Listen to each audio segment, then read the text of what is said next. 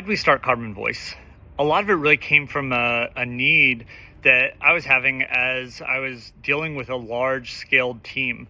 We had 300 people distributed across 14 different time zones, and we kind of hit this point that we had no more time in the day.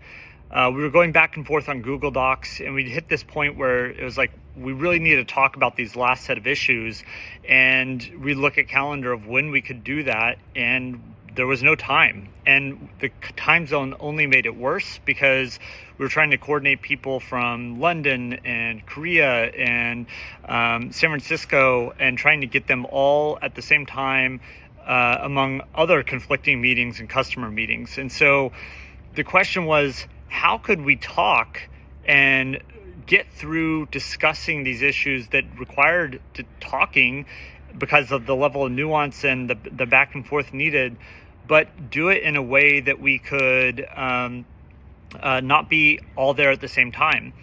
And so we went and tried a lot of the tools out there. I'd seen in 2017 a massive explosion was happening in consumer, that people were doing voice memos with iMessage and WhatsApp and things like that. And so I saw this movement happening, and so we said, let's try some of these consumer tools to do it.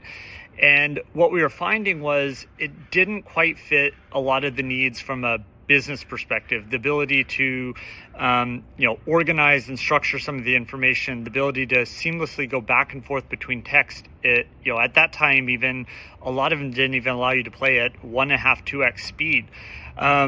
Big innovation that they finally added, but that's only the surface of where audio needs really special treatment.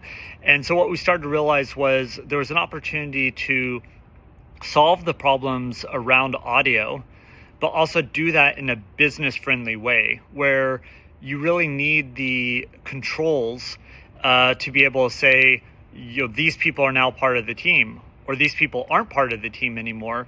And that was the other thing we were finding as we were using consumer tools, was a lot of the basic controls of ensuring people had access to the conversations they needed, and ensuring that when someone was gone that they weren't going to have access, and that all this information wasn't sitting out there in consumer tools.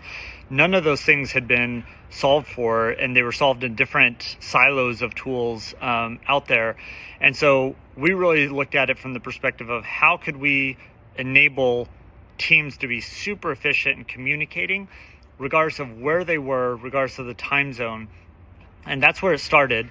And it's evolved into where we can now even allow you to speak across language. We allow you to, capture your ideas and refine them yourself, because what we started to find was people were using the conversations and the power of voice to build conversations with themselves. And they were using those conversations to then turn them into structured outputs.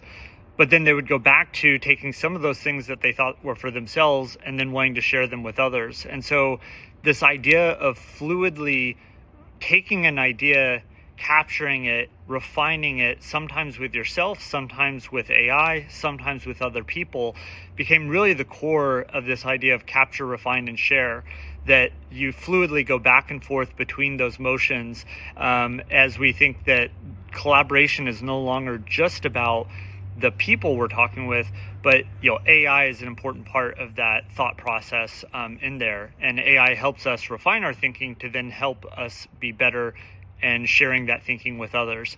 And when we go to share, we share in many different formats. Sometimes we share in the very raw format. Sometimes it's in a text format, which is great for documentation, or long form, getting distilled down and incorporated in other documentation that we have. Or sometimes we're sharing still in the pure audio, where we want people to hear that nuance and leave that idea open for creative brainstorming that builds on top of it.